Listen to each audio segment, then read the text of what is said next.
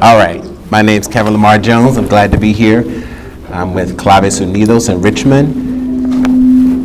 And I'm also a very proud Richmond member of Semilla Cultural. And Bomba is one of my newest loves, and gospel is one of my first. So I'm so excited to be able to participate and moderate this panel. I'm going to read the bios for our guest. Dr. J. Emanuel Dufrasne González, ethnomusicologist, has a BA in secondary education and with especially in music, an MA in music and especially in ethnomusicology, and a PhD in music with a specialty in ethnomusicology. In 1979, he founded the Paracumbe Ensemble. Since then, he has directed the group that performs Puerto Rican music. He is a professor and faculty member of General Studies at the University of Puerto Rico, Rio Piedras, where he has been a professor since 1988. He has publications in magazines, newspapers, anthologies, and in online media. In 1994, he published his first book, Puerto Rico Also Has Tambo. In 1987, he released a full-length album with Paracumbe, considered to be the best recording of plena and bomba up to that point. During 1995, he recorded his second album with the same title as his book, Tambo. In 2005, he released the third album titled Paracumbe. He is currently about to publish another collection of compositions for trombone and percussion. Is this feedback because of the two mics here? Right here? Yeah. Is that better? That sounds better. Reverend Cora Harvey Armstrong is a native of the Newtown district of King and Queen County, Virginia. Cora is a singer, songwriter, and recording artist and has been playing the piano for more than 60 years. She has portrayed gospel great Mahalia Jackson, and she and her sisters Clara Jackson and Reverend Virginia Young have portrayed themselves at the Swift Creek Mill Theater in Colonial Heights in a play written about their lives as they sang with their mother, the late Eva Harvey, entitled Those Harvey Girls. Cora and her sisters and nieces now sing together as the Harvey family and have been blessed to perform at many folk festivals and shows across the country. She was licensed and ordained by the late Reverend Dr. Leonidas B. Young in 2012, and in 2017 earned a Master of Divinity degree from the Samuel DeWitt Proctor School of Theology at Virginia Union University in Richmond, Virginia. Cora is currently a member of the Historic Union Baptist Church, Philadelphia, PA, under the pastorate of Reverend Donald K. West. In February 2021, Cora was one of 5 people selected as RVA Community Makers. Her portrait, painted by artist Aus Miles, has been displayed in the Virginia Fine Arts Museum in Richmond and now hangs in the Black History Museum in Richmond until auction. To God be the glory for all he has done. And Cora and I call her family because Cora's uncle married my aunt. So my mom is from the same area of King and Queen County, so I'm very happy to be here. Thank you both. I'll just start out. I'll start with you, Cora. I have a question. Tell us a little bit about yourself and your family's roots in relation to gospel music. Okay. Good evening, everybody. It's good to be here, and I'm so glad to be a part of this great celebration. My family is from a little country area in King and Queen County, up in the northern end. And, most of the neighborhood, we all went to the same church, First Mount Olive Baptist Church. And from back years, 1800s, First Mount Olive was the only church in that area. So, of course, the congregation was pretty big. Gospel music has been around for much longer, but we learned from hearing gospel greats like Mahalia Jackson, James Cleveland. Different people would coming through the Richmond area. And, of course, our people would pick up and listen and hear and gravitate to and learn. So we had lots of singers in the family. And so my family, my mom and my dad were singers, and their parents were either deacons or preachers. And, you know, relationship with Jesus has always been paramount in our family as far as back. My great-great-grandfather was a slave in the Newtown area, but he was also a school teacher. He became a school teacher, and my grandfather then became a school teacher after that. So, and he was a preacher of the gospel. So gospel is good news. It's the good news of Jesus Christ. And so we are thankful that our family has been connected to gospel, whether spoken word or sung, for generations and generations. I'm grateful for the fact that my family, who is sitting right here in these two rows right here, my nieces and my sisters, my great nephew, we carry on the tradition of singing gospel music. You know, years ago I thought I wanted to be the next Aretha Franklin. Right. You know, I could play the piano, and I wanted to sit at the piano and sing about the love of my life, which I had very many at one time. Yeah, I was a terrible, no, don't applaud, honey. I was in bad shape. But thank God that I have come to realize that God is the most important person to me. And so he has grown me and let me live all these years now to come to have a real relationship. And so the gospel, the good news, becomes even more important to me now. I applaud you, sir, because of the fact that God has blessed you to have this education, and you have gained so much in the musicology, and many doors open for you. And I pray that your next project that you release will be one to even open Boomba even further into the world, because this is my first time having connection with Boomba, and what I heard so far today I have been really enjoying. So I'm just grateful, and we're all grateful to be a part of this great celebration. Amen. Dr. Dufrasne, could you tell us about yourself and your family's relationship to Bomba? Well, greetings to all of you. Good evening. Good evening. And it's a great pleasure to be here. I seldom speak in English. If I make a mistake, please be indulgent. And I may anglicize a Spanish word. I make words up sometimes. But let's say I am from a city in southern Puerto Rico. The name of the city is Ponce, and it's in a, let's say, in yesteryear it was in the middle of a vast agricultural area, and my family is from there.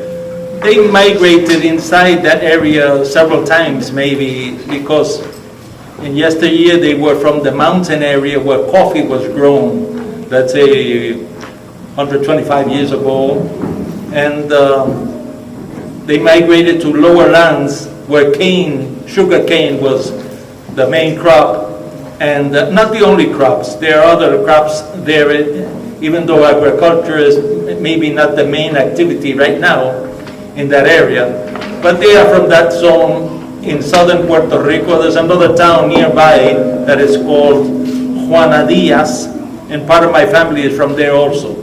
And in that area, in many towns of southern Puerto Rico, where there was the Bomba tradition, identified with laborers that without them there wouldn't be the sugar cane industry.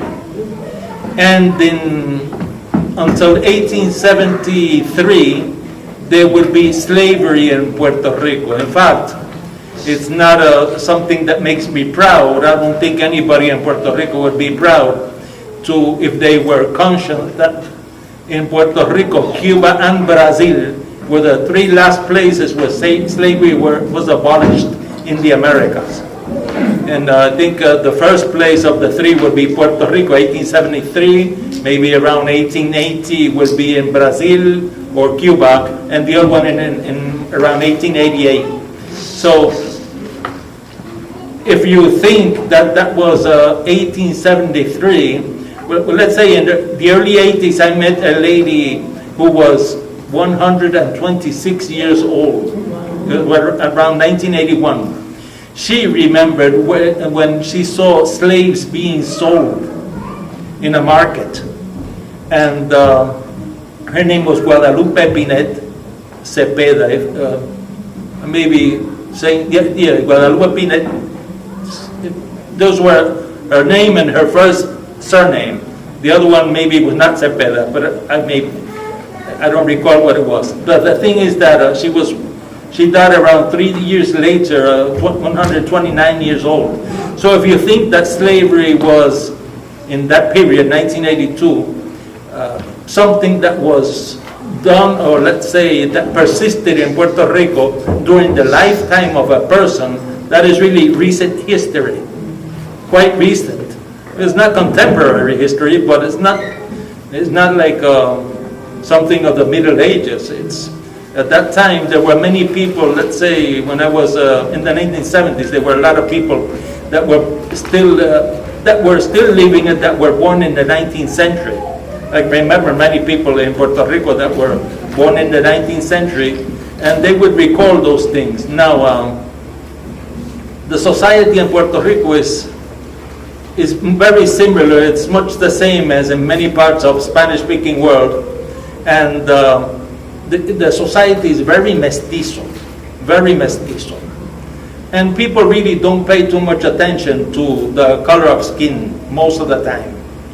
And in fact, there was a reading, an article that I read in an anthology published here in the United States that spoke about color blindness of Latin Americans. In a great way, I would say, in many senses, that is true.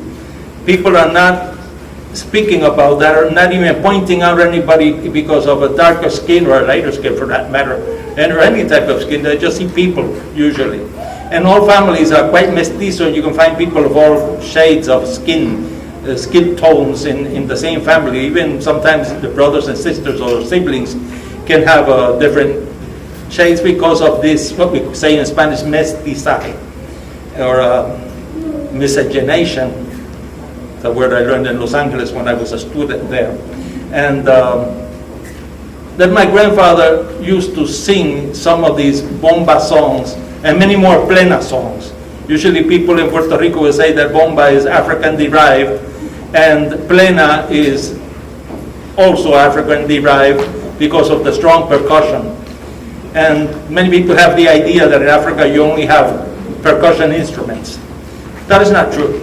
I have been, let's say, in the last 40 years telling people, no, Africa has a lot of percussion, but so does Spain has a lot of percussion. Africa has a lot of string instruments, and so does Spain. So what we have is that above all, let's say, phenotypes, differences in phenotypes, what you have is that we are all people, Homo sapiens. We are all people, and there are sometimes very similar approaches to making music or to making any other aspect of culture and society. Similar things because we are the same species, Homo sapiens. Other things are really ornamental. I think that's the word. Adornos, we say in Spanish. Ornamentos, adornos, ornaments, and accidentals. And so let's say the first time I saw bomba performed was on television by an ensemble of a family in the town of Loíza, and their surname is Ayala, the Ayala brothers, hermanos Ayala, and they used to perform quite often. Let's say the first time I recall seeing them was circa 1963, and I was really amazed how there would be a visual relation between the dancing and the drumming of the higher pitched drum.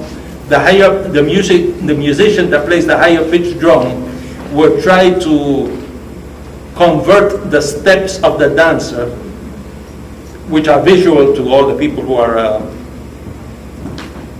present, try to make them a sound phenomenon, convert what is visual into sound.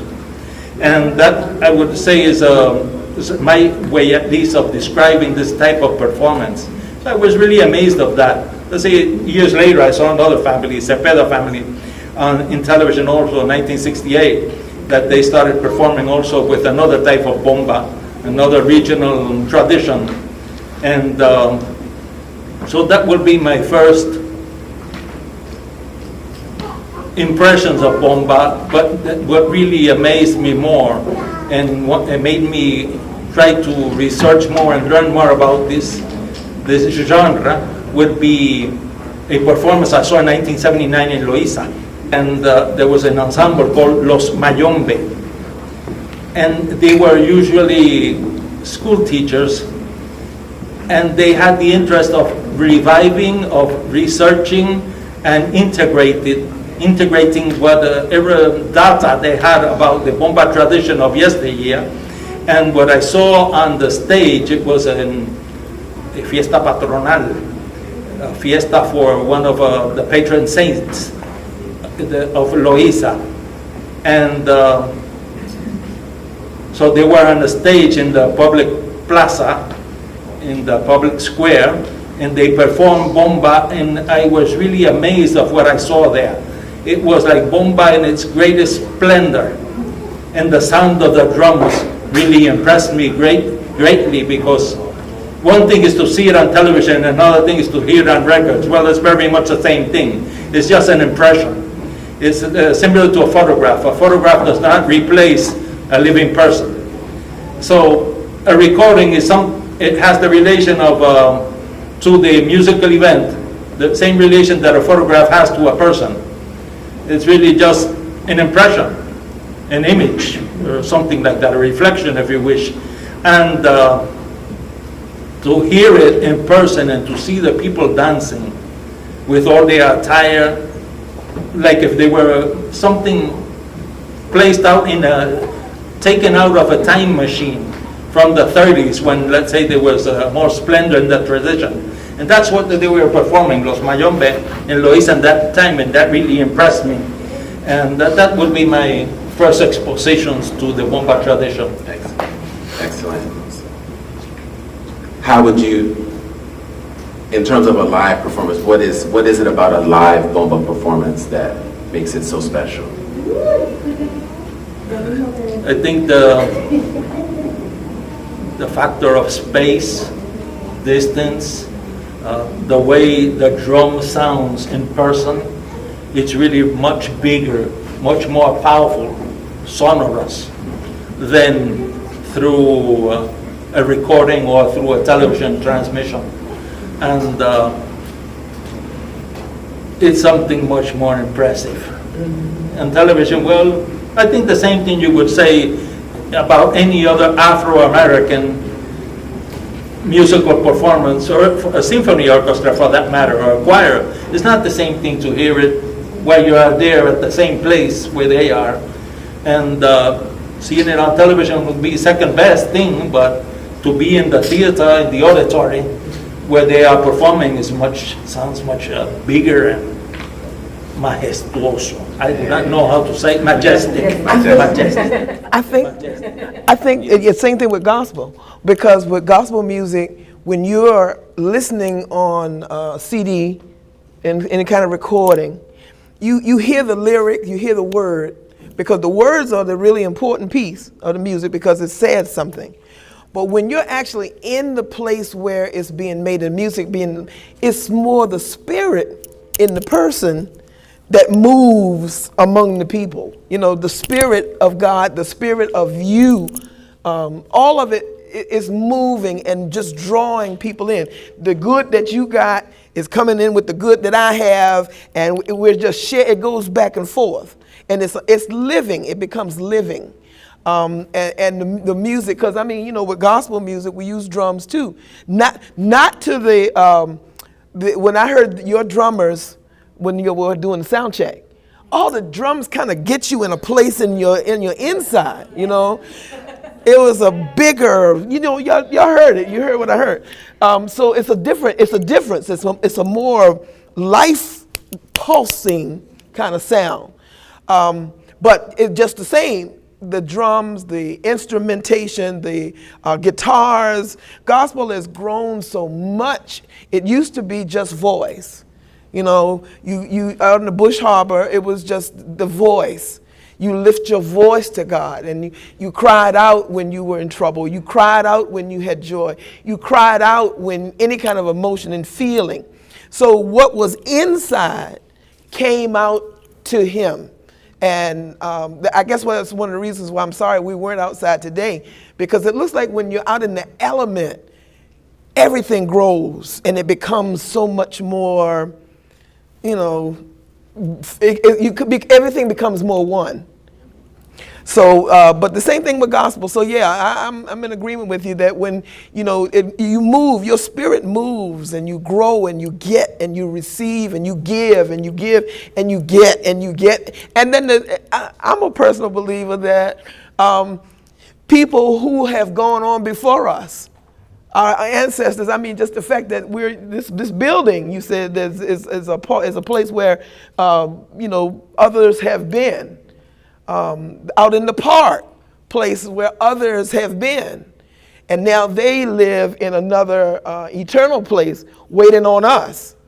And then we get to be in their presence still. They watch over, you know, over that cloud of witnesses, you know, and every now and then they'll cheer us on and push us on that, yeah, you doing good. Keep on moving, you know, things are happening. And the spirit that they shared, we get to share too, if we just don't sit on it. You know how some of us do, like in most churches, sometimes people say the best singers are in the congregation. You know, instead of being in the choir stand or doing whatever, the best singers are sitting, listening to somebody else, when all of us ought to be up and sharing and doing and giving of what God has given us to share with others. What do you feel makes gospel music? Man. Woo! Child, you don't want to ask a preacher that. But to me, for me, and I'm not trying to, you know, I'm not trying to beat anybody with anything, because then, you know, people get offended by almost anything. But you asked me the question. My disclaimer is I am a preacher of the gospel. And for me, what makes gospel special is God himself and his son, Jesus the Christ. And the fact that we share about his birth, his death, his resurrection, and the joy of living knowing that he lives, and that I can sing my song about him, and I can play my music about him. I can talk about love and sharing my love with other people, and people can share that love with me. It blessed me what you said about the hues of the skin. And it doesn't make it. Why can't we get like that over here in the United States? We are all the same. And we don't have to be concerned with why God painted my skin a little bit darker than he painted somebody else's. But he is still the reason for the joy that we can all have when we share and work and sing and play and talk together and understand different culture and understand different ways of life.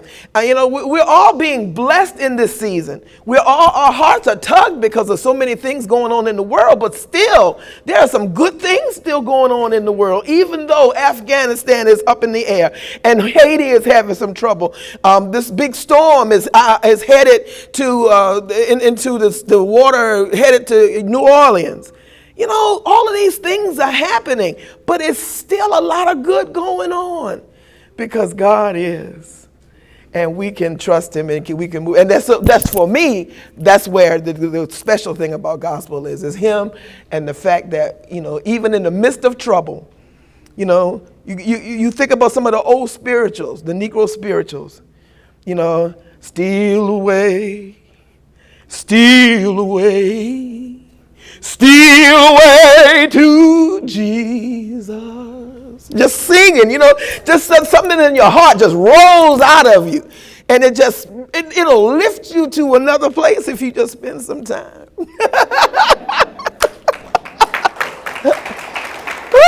Jesus. Dr. Dufrasne, what makes bomba special out of all the other music genre? And I'm sure you've studied many, but what makes bomba particular and special for you? The sound of the drums, the musical complex between the melodies and different percussion parts, like what we play on the sticks, it's not the same rhythm as the lower pitched drum. Then there's improvisation with the higher pitched one, and they make a musical complex. Also the maraca or the shaker that the main singer will be playing, she establishes the tempo and the rhythm, and she also, when she utters the melody, she will state the tonality and also tells you what the song that she's going to perform. There's lyrics also. Bomba is really secular, traditionally has nothing to do with religious activity. It's music to have fun. Well, I would have to restate that in another way. It's secular. The lyrics have no relation to any religious activity, except that the tradition usually would be performed during what we call fiestas patronales, the feasts of the patron saints. Because in Puerto Rico, like all other parts of Latin America and Spain and Portugal, would be mainly Catholic. We have also Protestant denominations, and in fact with our other ensemble that performs mainly, not mainly, exclusively sacred music, we go when we visit, even though we are Catholics, we go to other denominations and we visit, and we take them the gift of lively music. And but bomba, I would say that the sound of the drums and the relation between the drumming and the dancing and the singing all makes it something quite interesting. And also it is a derivation in many ways of African traditional music, West African traditional music. And I think that relation is quite easy to see, easy to notice. And it reminds me a lot of music of Gambia, Senegal, because the higher pitched drum is used to do some improvisations, like the djembes in that area. And in other parts of Africa, outside Senegal, Gambia, maybe Mali, the lower pitched drum is used to do the improvisation. So bomba is similar to that other exception in African music, that the higher pitched drum is used to do the improvisations.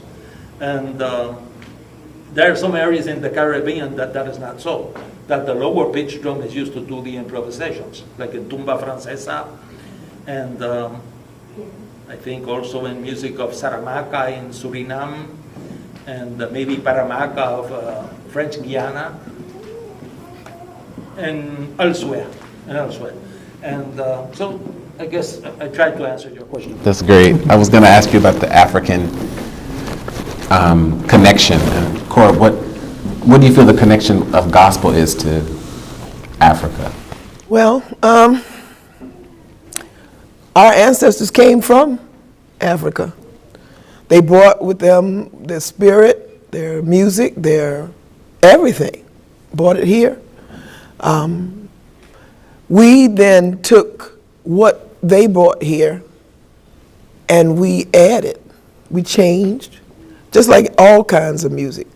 Nothing, I guess just like people, you know, you're born from a mother and a father, but then as you grow, you take in surroundings, you take in all kinds of things, and you become something else. So you become an individual. So what we took from them when they came as our mother, father, we've grown, we've added, we've subtracted, some positive, some negative, as with anything, and we've changed it. So we come from that spirit of life, that spirit of royalty, that spirit of who our ancestors are, because they still live.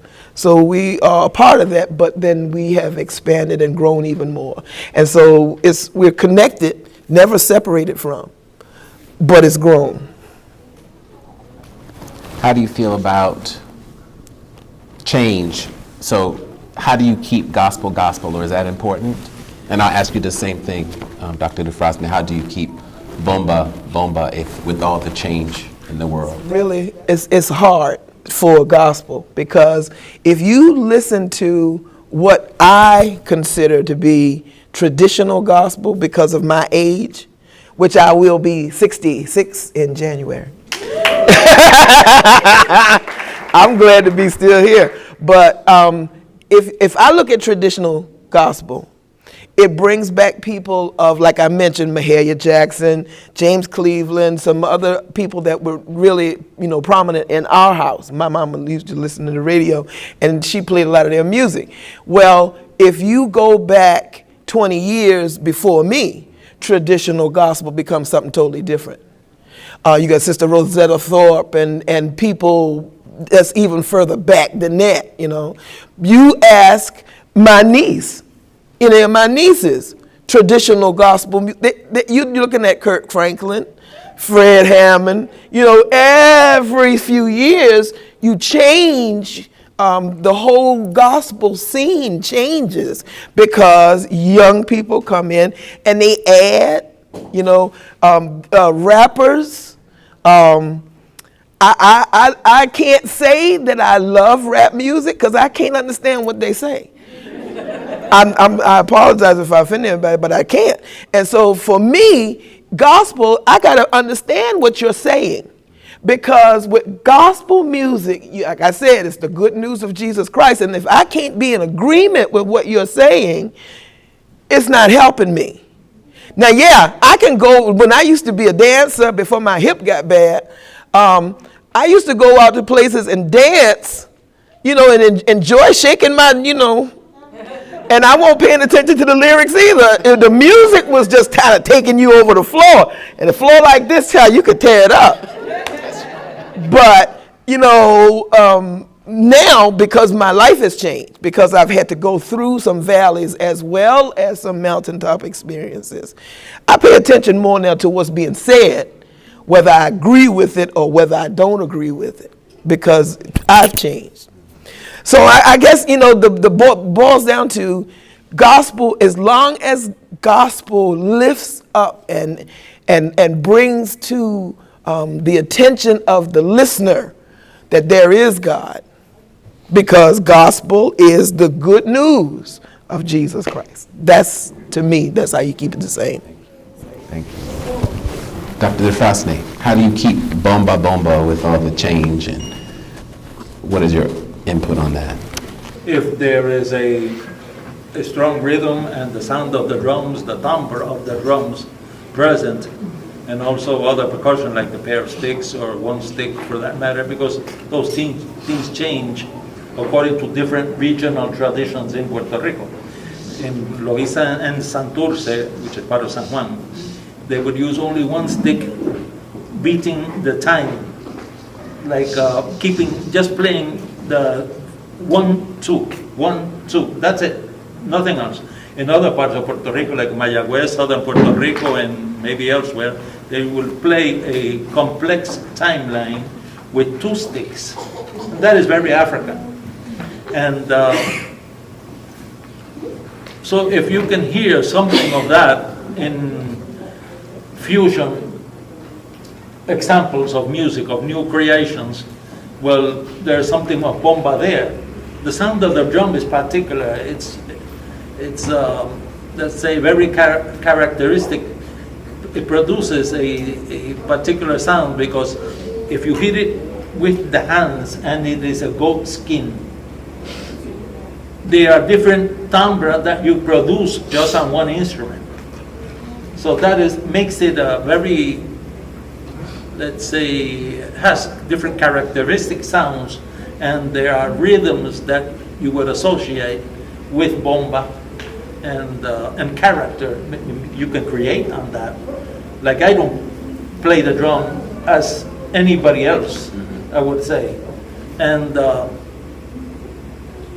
but still in all, it sounds like bomba, and so if something of that is maintained, there can be a recognizable fusion, and those things have been done in Puerto Rico, yes, many times. And I would say maybe one of the pioneers who did that was fusion with jazz. His name is Papo Vasquez. He's a trombonist, and I think he's stationed in New York. And he started those experiments in San Juan, Puerto Rico, in maybe the 80s. And but before that, the salsa repertoire has many bomba examples, but usually they would play only one rhythm of the many bomba rhythms. And they call it sika, that rhythm in particular.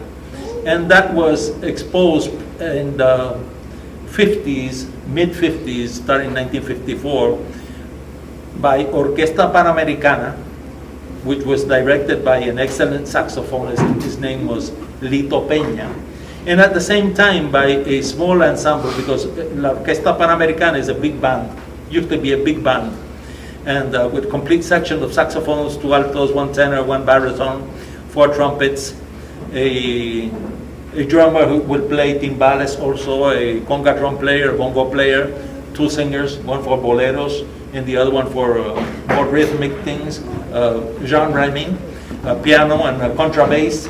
And the other ensemble will be El Gran well, first El Combo de Cortijo, Rafael Cortijo y su combo, and his combo, which will be a reduced ensemble, not a big band, a Puerto Rican invention of a reduced ensemble with only 2 alto saxophones, 2 trumpets, a contrabass, the piano, conga drums, timbales, and bongo, and 2 singers. And usually the bongo player would stand up and dance while he was playing the cowbell.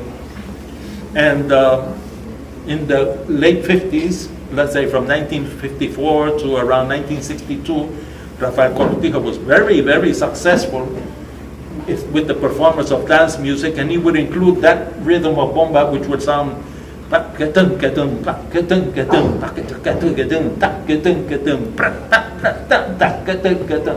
type of rhythm.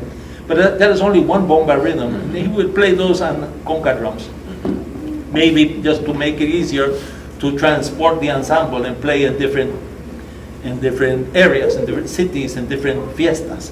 And so La Orquesta Panamericana would be, let's say, very influential, playing also plena, and besides guaracha, mambo, and other Cuban-derived music with the combo of Rafael Cortijo. But then in 1962, that Rafael Cortijo's combo became El Gran Combo without Rafael Cortijo. He had to form another ensemble because of a problem that he had with the law. After a trip, they returned from Colombia. They had performed in Colombia, and they had a problem with the law. And I will not go into those details. They are not pleasant to discuss. And then the whole ensemble left them with his problems, that we don't like that, and they formed El Gran Combo, which is still active today. And in the first years, they used to perform plena and bomba, but then they abandoned that. So that's another type of bomba, salsa type of bomba, and there's also salsa type of plena. And that is another type of innovation. And there's one innovation that in Paracumbe we started in 1986, that we incorporated plena and bomba rhythms into the Catholic Mass. We call that La Misa Costera, or the mass of the coastal area. We called it that because that's where plena and bomba was, let's say, originated in centuries ago, at least bomba centuries ago. Plena is something from early 20th century till the present. So we incorporated that and other Puerto Rican musical types into the mass, but mainly bomba. And that is an innovation, but that's not the only one. You can also hear in Puerto Rico incorporations of hip hop, or what we call reggaeton, and pop music, jazz. And I wouldn't doubt that even rock in some instances has been combined in a fusion, sometimes successful fusions and sometimes unsuccessful ones. Those are forgotten quite easily, and the other ones will persist in time.